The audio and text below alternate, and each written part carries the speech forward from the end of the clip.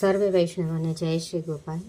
પુષ્ટિ સંહિતા ગ્રંથ ભાગ પહેલો, પાના નંબર 264 પરનો પ્રસંગ છે. તેલ તિલકનો મહિમા અને મર્મ. બોલ શ્રી ગોપાલ લાલ કી જય.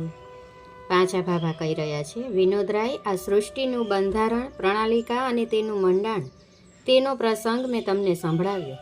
હવે તમારી શું ઈચ્છા છે તે પ્રસંગ આગળ ચાલે. પ્રસંગનો ક્રમ સાધીને પ્રશ્ન કરવો જોઈએ, જેથી પ્રસંગનો ભર ઉપજે. અને જ્યારે પ્રસંગનો ભર હરદામાં ઠેરાય ત્યારે તેનો બધો મર્મ સમજાય. ત્યારે કશળભાઈ બોલ્યા કે પાંચા બાબા, શ્રીજીના વચનામૃતે પ્રસંગ તો ઘણો થયો, પણ તેનો મર્મ તો તમ જેવા ભગવદી જાણી શકે. અમે તો સાંભળીને કૃતાર્થ થયા, પણ તેના ભાવનો મર્મ રહસ્ય થોડું તમારા મુખથી કહો તો સારું, જેથી અમને વધુ ભાસ આ પ્રણાલિકાનો પડે. રામણ, લાલો, હરજી ને શ્યામજી વગેરે પણ એ જ ઈચ્છા જણાવી. પાંચા બાબા, કંઈક પ્રસંગનો મહિમા સમજાવો, જેથી આનંદ થાય અને પ્રણાલિકાનો ભાવ સમજાય, તો ભાવ હરદામાં ઠેરાય અને તેનું ચિતવન અહોનિશ થાય. પાંચા બાબાએ કહ્યું, કશળદાસ, તમારી વાત બરાબર છે. પ્રસંગનો મર્મ સમજવો પડે તો ભાવ હરદામાં ઠેરાય, સાંભળીને રહી જાય તો પછી વાત વિસરાઈ જાય, પણ ચિતવનીમાં રહે તો જ ખરું સાંભળ્યું કહેવાય. શ્રીજીએ જે વચનામૃતે પ્રસંગ કહ્યા તે તો ઘણી ઊંચી દશાવાળા લીલાના જીવ ભગવદીઓ હતા. તે તેના મર્મને સહજ રીતે સમજી શકે, કારણ કે તેને પરાપૂર્વનો સંબંધ આ લીલાનો છે, જેથી સાધારણ દશાના જીવને સમજવો કઠણ થઈ પડે. અને એટલે જીવનદાસે આખ્યાનમાં સમજાવ્યું છે, વાણી વધતા નિપટ ન ચાલે, જશ બેહુ વિવિધ વિસ્તાર, સાગર સપ્ત કરે કોઈ તારું, પ્રેમ ન પામે ન પારાવા, લહેર તણું લેખું કોઈ પૂરે, ભગવદ ચરિત્ર વિચારે, કરતું અકરતું અન્યથા સમજે, અન્યથા સમર્થ સહેજે સદા ભવતારે, પ્રગટ હુવા પોતાના જનહિત, વચન પુરાતન પાળ્યું, મંડલ મધ્ય રસિક રસ લંપટ, તે તન ભૂતલ ભાળ્યું. પાંચા બાબા આખ્યાનની કડી બોલ્યા ને પછી કહ્યું, જો કશળદાસ, આ ભગવદીની વાણીમાં સઘળા પ્રસંગનો મર્મ ને ભાવ જણાવી દીધો. કેટલું રહસ્ય આમાં સમાયેલું છે. પરાપૂર્વના વચનનું પાલન કરવા અને જે નિજજનનું હિત કરવાને કારણે નિજધામમાં રસ રાસ મંડલમાં જે સ્વરૂપ રસમગ્ન હતું, તે રસાત્મિક સ્વરૂપના દર્શન તે નિજજનને ભૂતલમાં થયા. તો તેઓ તો તે સ્વરૂપને અને તેની વાણીના ઊંચા ભાવ અને મર્મને સમજે તે તો સહજ વાત થઈ. પણ જે જીવો ભૂતલમાં આવ્યા ને પોતાના સ્વરૂપની વિસ્મૃતિ થઈ, તેને દાન તે લીલાનું કરવાને કાજે આત્મનિવેદન કરાવ્યું. અને આત્મનિવેદનના સર્વ પ્રકારમાં તમામ વસ્તુ પદાર્થનો વિનિયોગ પોતાને વિશે કરાવીને સેવકને તે ઉચ્છિષ્ટ ભોગ પ્રસાદના સ્વરૂપે ગ્રહણ કરવાની આજ્ઞા કરી. અને તે દ્વારા પોતાના સ્વરૂપનો ભર તેના હરદામાં સ્થિર થાય તે પ્રસાદનો મહિમા છે. જેથી આ માર્ગમાં પ્રથમ અસમર્પિત ત્યાગ કરવાનું કહ્યું. એ સિવાય આ સ્વરૂપનું જ્ઞાન કે ભાવ હરદામાં ઠેરાય નહીં. સર્વ સુલભ કરીને કીધું અને તેનો ઉપાય બતાવ્યો, જે તે કોટીના ભગવદીનો જીવન વ્યવહાર હતો, જેથી સદા તે લીલા રસમાં રસમગ્ન હતા. પ્રપંચ કૂડ કપટ તેને સંસારના ગાંજી શકતા ન હતા. તેવું ઊંચું વર્તમાન સહજ જ તે જીવોમાં હતું, જેથી તેને તાદર્શી પુષ્ટિજન કહ્યા. આટલી વાત ક્યારે જણાય? તાદર્શી ભગવદીની વાણી દ્વારા ભગવદ લીલા ચરિત્રનો મર્મ ને રહસ્ય જાણી શકાય, તેના સંગ થકી સમજાય. કશળ, તાદર્શી ભગવદીનો સંગ દર્પણ માફક કરીએ તો દર્પણમાં આપણું મુખ જેવું હોય તેવું દેખાય. અને તાદર્શીનો સંગ દ્રાક્ષના ફલરૂપ સમજીને કરીએ તો ફળ તો દ્રાક્ષ છે, તેથી તેના રસાસ્વાદની પ્રાપ્તિ થાય. તાદર્શી ભગવદીનો સંગ કરવો મુશ્કેલ છે. તાદર્શી ભગવદીનું સ્વરૂપ અને ભાવ બે પ્રકારના હોય છે, એક બાહ્ય અને દૂજો ભીતરનો. તાદર્શી ભગવદીના બાહ્ય સ્વરૂપનો સંગ તે તો દર્પણ સમાન થાય. જીવમાં જે દોષ હોય તે તેનામાં દેખાય, પણ તાદર્શી ભગવદીને બાહ્ય સ્વરૂપથી ઓળખવા પણ મુશ્કેલ છે, તો તેના ભીતરના ભાવને તો ક્યાંથી જાણી શકાય? ભીતરનો ભાવ ગર્ભ અને રસ સમાન છે, જેથી ભીતરનો સંગ થાય તો તેની વાણીના રહસ્ય અને મર્મ ભાવને સમજી શકાય. ભગવદ ધર્મનું જ્ઞાન થવું ઘણું જ દોયલું છે. જીવને પોતાના પૂર્વના લોક સંબંધી જ્ઞાન થાય તો જ તે લીલાનો અધિકારી થાય. સંગ તો મુખ્ય ભક્તિ માર્ગમાં છે. પૂર્વે નિત્ય સિદ્ધા ગોપિકાઓનો સંગ શ્રુતિરૂપાને થયો, તે પ્રથમ હતા. પછી ઉત્તરોત્તર સંગ થતો રહ્યો, ત્યારે જ તે ભગવદ્ લીલાના અધિકારી થયા. એમ પ્રેમ લક્ષણા પુષ્ટિ ભક્તિમાં પરંપરાગત સંગ જ મુખ્ય છે, જેથી પુષ્ટિ માર્ગમાં તાદર્શી ભગવદીનો સંગ કરવાનું મુખ્ય કહ્યું છે. તે સિવાય માર્ગનું રહસ્ય, મર્મ ને સિદ્ધાંત હૃદયારૂઢ ન થાય. જ્યાં સુધી માર્ગનો સિદ્ધાંત હૃદયારૂઢ ન થાય ત્યાં સુધી દેહમાંથી વિષયોનો અધ્યાસ છૂટી ન શકે, અને વિષયોનો અધ્યાસ ન છૂટે ત્યાં સુધી તેવા દેહધારીમાં ભગવદ આવેશ સર્વથાય ન આવે. આ પ્રસંગનો મર્મ પ્રાચીન ભગવદીની વાણીથી પણ વર્ણવી બતાવ્યો છે. હરિબાઈ તો સાક્ષાત લીલાનો જીવ, પૂરવ સ્વરૂપ લલિતાજીનું, તેણે આ પ્રસંગનો મર્મ વર્ણવી બતાવ્યો છે. તાદર્શી ભગવદીના સંગથી સર્વ સુલભ થઈ જાય તે એક પ્રભાતીમાં વર્ણવ્યું છે. તે સાંભળો, કહું છું.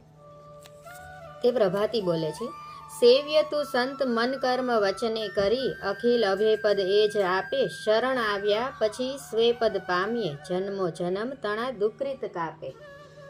પરમ પારસમણી એહથી પામીએ, જેણે કરી લોહ તે હેમ થાય. અંગ અડતા ગળે દ્વૈતતા એમ ટળે, હરિજન મળે ત્યારે હું જ જાય. ઓળખ એંધાણ જે આપ ટાળી રમે, દેહધારી પણ વિદેહી કહાવે. જાત જાણી રહે ભાત ભૂલે નહીં, સમજ સિદ્ધાંત તો શીલ આવે.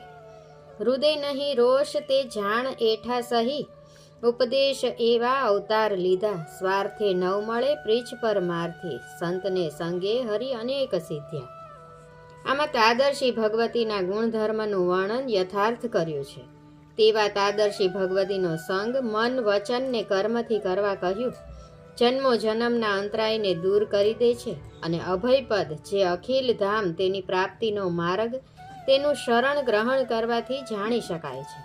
પારસમણીના સ્પર્શથી લોઢું સોનું બને છે, તેમ તેનો સંગ થતાં જીવનો હું ટળી જઈને દીનદાસ પ્રભુનો બની જાય છે.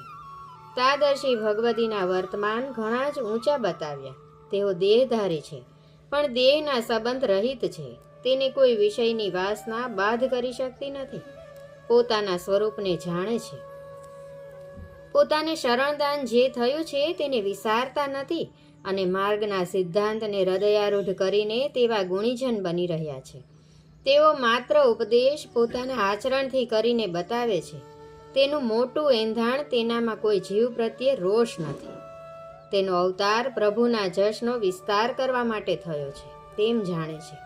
સ્વાર્થથી રહિત છે, કોઈ પ્રત્યે અપેક્ષા નથી. તેમની ઓળખ માત્ર પરમાર્થ બુદ્ધિથી જ થાય છે. એવા સંતના સંગમાં અનેક જીવો ભગવદ લીલાના અધિકારી બન્યા અને અખિલ ધામના અભયપદને પામ્યા છે. પાંચા બાબા કહી રહ્યા છે કે કશળદાસ, આ બધા જીવ પૂરવના પ્રેમ પ્રસંગે ભૂતલમાં અખિલ અનુપમ ધામમાંથી વ્યુચરણ પામ્યા છે. તેને તે લોક સંબંધી જ્ઞાન પ્રભુજીએ પોતાની વાણી દ્વારા કરાવ્યો છે. જે પ્રસંગ નિજધામની રસરૂપ લીલામાં શ્રી સ્વામિનીજીને ને શ્રી યમુનાજીને કહ્યો હતો કે આ લીલાનો વિશેષ પ્રકાર અમો ભૂતલમાં પ્રગટ કરશો, તે પ્રસંગની વિશેષ પ્રણાલિકા લીલા વિશિષ્ટ પ્રકારથી શ્રીજીએ તેલ તિલક માલાના પ્રકારથી પોતાના સ્વરૂપની સ્વરૂપનિષ્ઠા કરાવીને પોતાની ન્યારી સૃષ્ટિની રચના કરી. તેની ભાવભાવના ને લીલા ભાવના ને સ્વરૂપ ભાવના પણ સમજાવી છે. જે પ્રકાર શ્રી સ્વામિનીજી અને શ્રી યમુનાજીને અતિ પ્રિય છે એ છે પતિવ્રતાની ટેકનો, 16 સિંગારનો રસાત્મિક સ્વરૂપનો વર્ણવીને ભૂતલના જીવને પૂરવ લીલાના સંબંધનું દાન જ્ઞાન કરાવી પોતાની નિજ લીલા ધામની પ્રાપ્તિ કરાવવા માટે કહ્યો. જેથી આ લીલા ચરિત્રનું વર્ણન કોઈથી થઈ શકે તેમ નથી તેવું જીવનદાસે આખ્યાનમાં વર્ણવી દીધું છે. આ ભાવ અતિ ગૂઢ છે, જેથી સર્વત્ર પ્રકાશમાં ન આવી શકે, પણ પ્રણાલિકા તો ચાલી આવે છે. માટે આજે પણ આપણે એ ભરથી તેલ તિલક અને માલાને ધારણ કરીને પૂરવના સંબંધની પહેચાન કરી રહ્યા છીએ. ગોલોકધામની પ્રાપ્તિના અધિકાર આ માલા તિલકના સંબંધથી જ થયા છીએ. જો કશળભાઈ આખ્યાનમાં તે વાતનો ખાસ મર્મ લખ્યો છે. ગોપેન્દ્રજીનું આખ્યાન છે. ભૂષણ કંઠી ગ્રીવાદ્રઢ ગંઠી તેલ તિલકની છાપજી અધિક દાન અપરમિત આપ્યું પ્રસર્યો પ્રગટ પ્રતાપજી. હવે આથી બીજું વધુ પ્રમાણ તો શું હોઈ શકે? અધિક અને અપરિમિત દાન આ માલા તિલકના બાનાનું આપીને કૃતાર્થ કીધા છે. પૂરવના સંબંધની છાપ તેલ તિલકની પ્રણાલિકા પ્રગટ કરીને સ્થાપી. તેની છાપ એવી ઉઠી કે તેનો પ્રભાવ ને પ્રતાપ 14 દેશમાં પ્રસરી ગયો.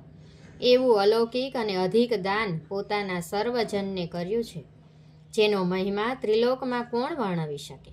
પણ ભગવદી જને તેના મર્મને વર્ણવી બતાવ્યો. ત્રિલોક તત્વજ તિલક ભૂષણ સારનો ઉચ્ચાર, હર બ્રહ્મા સુરપતિ સરસ્વતી શેષ ન પામે પાર. મહાત્મય મૂકીને સર્વ સોંપી વસી મનમાં વશ થયા. ત્રિલોક તત્વજ તિલક માલા ગ્રહપતિ થઈને રહ્યા. મહદ ભાગ્ય ભૂતલમાં તે જનતણું જે જન તેને જાણી રહ્યા. ત્રિલોકના તત્વરૂપ તેના આભૂષણ રૂપ સર્વના સારરૂપ જે છે તેના રહસ્યને હર બ્રહ્મા ઇન્દ્રાદિ દેવો સરસ્વતી શેષ જેવા પણ પાર પામી શકતા નથી. તે સારનો ઉચ્ચાર પોતે પ્રગટ કર્યો. જે જીવો પોતાનું અહંતા મમતાનું અભિમાન છોડીને સર્વ સોંપી શરણાગત થયા અને ત્રિલોકના તત્વરૂપ માલા તિલકના નિજ ધર્મને જાણી રહ્યા, તેવા જીવના મનમાં આપ વસી રહ્યા, તેને વશ થઈને રહ્યા, તેના ગ્રહપતિ થઈને બિરાજ્યા. એવું મહાત્મ્ય માલા તિલકનું પ્રગટ પ્રમાણ કર્યું. માલા તિલકનું બાનું આપી પોતે બિરદધારીએ તે બિરદને પાળ્યું છે અને પોતાના જીવના આદિ ભૌતિક અધ્યાત્મ અને આધિ દૈવિક ત્રિવિધ તાપનો નાશ કર્યો, જેને કોઈ ગાંજી શકે નહીં. આ તો લોક વેદાતીત બધો પ્રકાર છે, તે પ્રગટ પોતાના જીવ માટે કર્યો છે. તે પૂરવના સંબંધના કારણે સમજો. બીજા વાત પ્રસંગના ખુલાસા આગળ પ્રસંગમાં શ્રીજીની વાણી દ્વારા થયા છે, તો વિશેષ તો હું શું કહું. વાર્તા પ્રસંગ અહીંયા પૂર્ણ થાય છે. મારી કંઈ ભૂલચૂક થતી હોય તો દાસમાં દાસ જાણીને ક્ષમા કરશો. સર્વે વૈષ્ણવોને જય શ્રી ગોપાલ.